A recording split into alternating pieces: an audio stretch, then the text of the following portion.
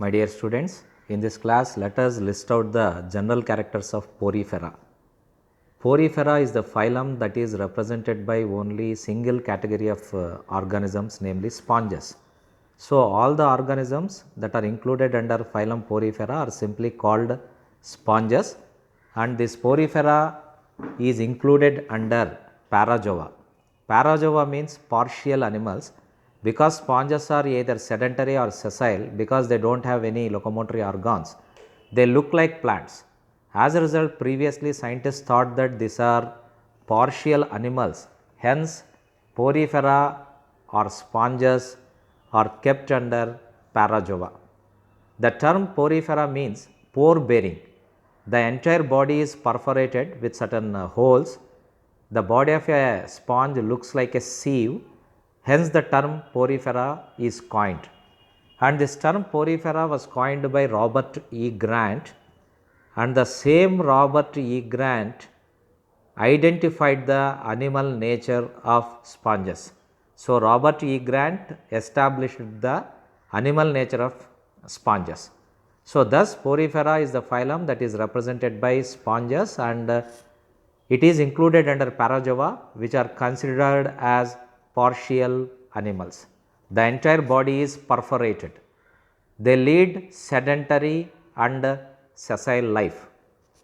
So, here you can see a wonderful picture of a sponge, and large hole at the top of the sponge is visible in this slide, and that is called osculum. Osculum is excurrent pore, that means through osculum the water is sent out, and there are many ostia which are nothing but inhalant pores through which the water enters. So, the body of sponge contains two types of holes, namely osculum, which is normally single, and there are many perforations called ostia.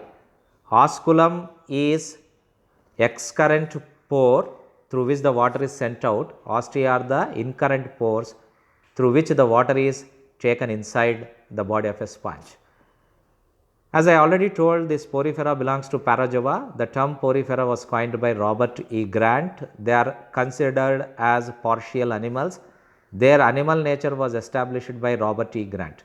Study of sponges is known as parazoology. Study of sponges is known as parazoology. And majority of the sponges are marine, of course, but there are two freshwater families, namely Potamolepidae and Spongillidae. So, the sponges belonging to Potamolepidae and Spongillidae are freshwater in their habitat. Body is perforated, there are many incurrent pores called ostia, and there is a single excurrent pore called osculum. And sponges are diploblastic in nature, that means there are only two layers, namely ectoderm and endoderm. The ectoderm contains pinacocytes. As a result, the ectoderm, because of the presence of pinacocytes, is called pinacoderm, whereas the endoderm, which contains choanocytes, is called choanoderm. So, choanocytes are the cells that are present in the endoderm of the sponges. Because of the presence of choanocytes in the endoderm of the sponges, that endoderm is called choanoderm. And choanocytes are the unique cells. Choanocytes are the unique cells that are exclusively found only in case of sponges. These are called collar cells. Choanocytes are called collar cells. I will draw the diagram here. So, choanocytes will look like this. They contain one collar like structure like this, and they contain flagella, and they also contain nucleus in them. So, these choanocytes represent individual protozoans. So, they look like individual protozoans. So, after seeing the choanocytes within the body of a sponge, scientists have come to the conclusion that most probably the poriferans might have originated from colonial protozoans. So, there is one connecting link between protozoa and porifera. The name of that connecting link is Proterospongia. So, Proterospongia is a connecting link between sponges and protozoa. So, from this, because of the presence of choanocytes, after seeing the choanocytes, scientists have opined that colonial protozoans might have given rise to the sponges.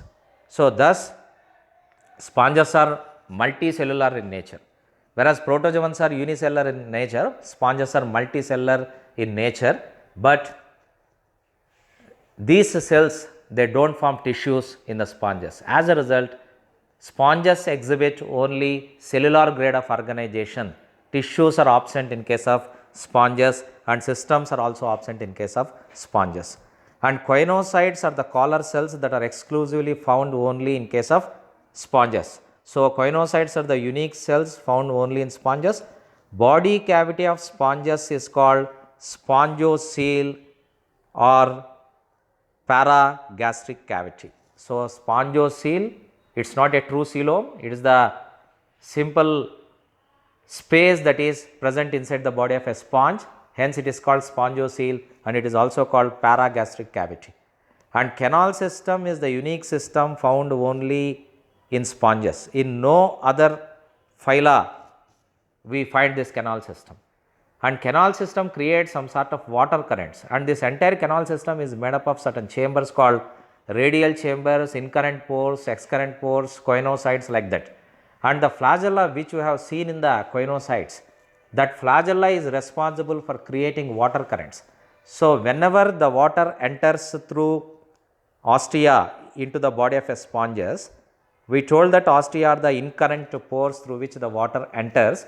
Now, the water enters through ostia and it reaches the spongocoel or paragastric cavity, and this paragastric cavity is lined by choanocytes, and the flagella of the choanocytes will create water currents and they simply push the water to the outside environment through osculum. So, the water reaches the spongocoel through ostia and the water current is maintained with the help of the flagella of the choanocytes, and the water is pushed out through osculum. Like that, a special system of water current called canal system is created within the body of a sponge. And this canal system performs multiple functions like nutrition, respiration, reproduction, dispersal of gametes, like that. So, this is very unique system that is necessary for the survival of a sponge. So, coming to the other systems, not systems, other characters, intracellular digestion occurs inside choanocytes. There is no special digestive system because I made it very clear that the sponges exhibit only cellular grade of organization. Still, sponges exhibit intracellular digestion, which is very primitive, and this intracellular digestion occurs inside choanocytes, and reserve food is stored in the thesocytes. That means, the cells in which the reserve food is preserved in sponges are thesocytes. Skeleton is made up of calcium carbonate or silica spicules or spongin fibers. That means, the skeleton in case of sponges is made up of either spicules which are very hard or spongin fibers which are very smooth, and spicules may be made up of either calcium carbonate or silicon, whereas spongin fibers are very smooth and such sponges, they are very soft to touch. And coming to the reproduction, both sexual reproduction and asexual reproduction take place in sponges, and sponges are hermaphrodite, that means both male and female gametes are produced in a single individual, but still cross fertilization is favored.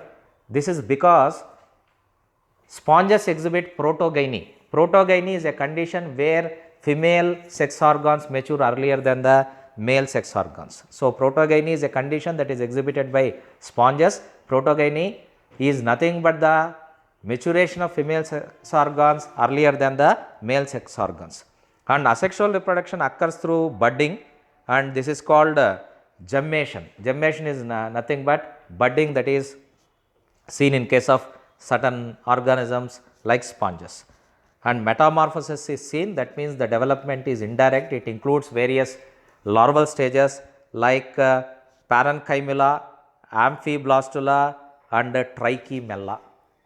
In the life history of some sponges, An undifferentiated structure is also found, and that is called oleanthus. So, what is oleanthus? Oleanthus is the undifferentiated mass of a sponge body that is seen in life history of certain sponges. And here you can see one sponge. The name of this sponge is Hyalonema. This is also called glass rope sponge.